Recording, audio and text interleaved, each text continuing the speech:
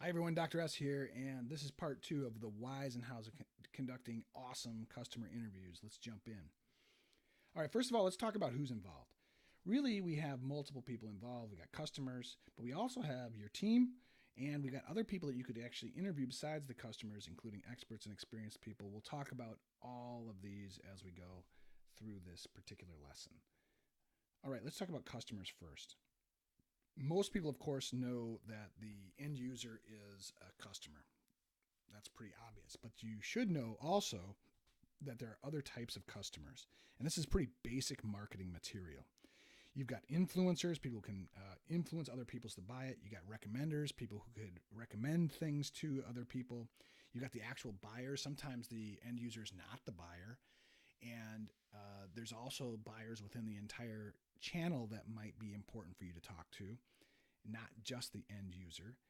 You've got decision makers, which sometimes is not the buyer. Someone might be the buyer, but they don't actually make the decision on what is bought.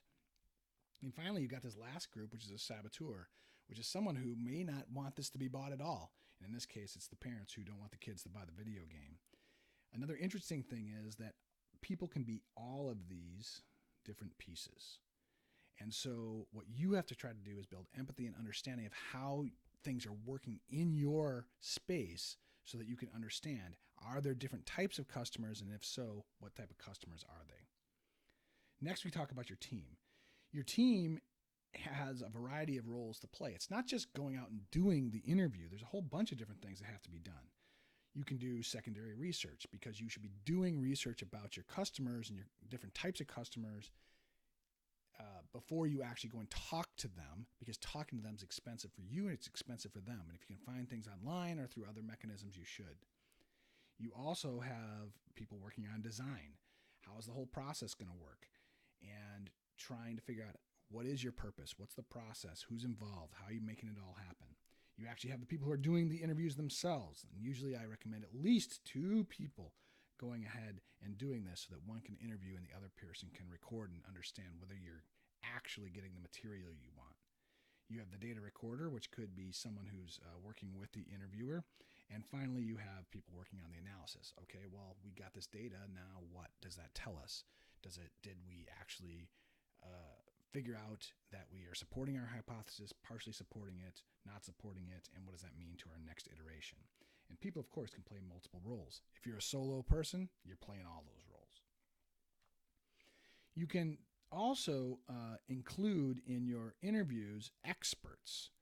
And because there's a lot of experts out there that would know a lot of stuff that they can tell you. And so here I created an example of wood-fired pizza ovens, and you could have people out there that know things about the technical nature of these pizza ovens. For example, they might know something about fire bricks, or they might know about switches, they might know about all sorts of different things to help make pizzas work. You might have process experts. How are these ovens actually used in restaurants? Where do they get placed? How do they work with the other equipment? Can you make it so that customers see them, or you keep them in the back kitchen, etc.? You could talk to legal experts who might know about the things you need to think about in terms of mitigating your risks, or they just are involved with a lot of these different types of businesses and they can give you advice. You might have social experts who might know about trends in pizza, but they might also know about trends in your customer groups and happen to be experts in those areas. And being at the university, there might be a ton of these types of people around. And finally, you've got a whole slew of people that are involved that are industry experts that know about the restaurant or kitchen equipment business. They might be particular experts on your customers. They might be particular experts on your competitors, those other people supplying these types of ovens. And they also might be experts on the supply chain, how you get all the parts and pieces, and how it ultimately gets distributed. And finally, you've got experienced people that you can call on to interview.